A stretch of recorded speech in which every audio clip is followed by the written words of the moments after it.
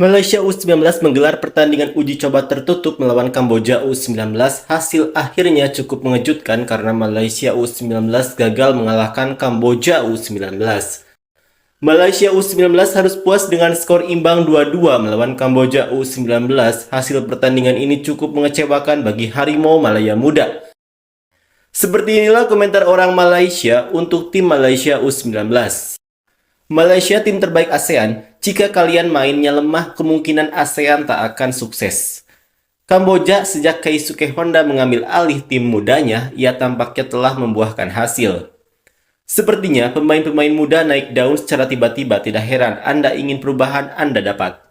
Sekarang, tim muda Kamboja begitu kuat dan tumbuh lebih bagus dari sebelumnya. Kenapa selalu persiapan di saat-saat terakhir? Ini pernah terjadi pada umur U23 dan U16 tahun. Padahal persiapannya kurang, sakit banget. Kenapa kita tidak melakukan persiapan sejak dini? Atau kami benar-benar tidak punya anggaran?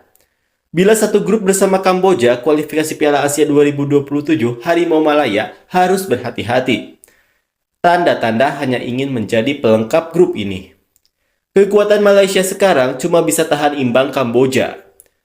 Sudah. Kalau tim ASEAN saja susah, Asia bagaimana? Masa depan Harimau Malaya bagaimana? Wah, Kamboja memimpin lebih dulu ternyata. Pelatih dari mana ini? Level seperti ini saja yang ada.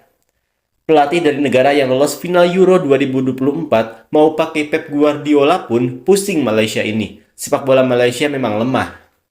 Kamboja negara miskin, liga pun tidak ada, liga profesional klub pun tidak ada yang label-label Asia, program bibit pemain pun tak semaju Malaysia, bikin malu saja fam.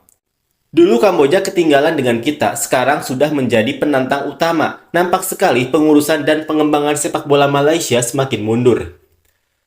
Seram, negara lain semakin hari semakin meningkat, Malaysia semakin menurun, mau jadi apa nanti? Pemain muda Malaysia semakin parah, persiapannya selalu mepet. Tak lama lagi, Malaysia 0, Kamboja 5. Pelatih harus tegas tegur anak buah, jaga sikap dan disiplin ketika bermain. Jangan ulang-ulang kesalahan, memberi penalti itu merugikan.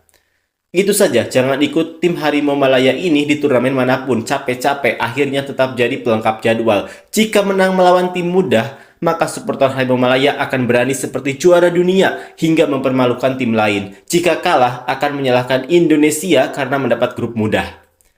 Semakin parah bakat muda sekarang, dengan Kamboja pun mandi keringat. Selamat Midin dan teman-teman, ada peluang pulang lebih awal, mungkin tim untuk pertunjukan, untuk hiburan pertandingan.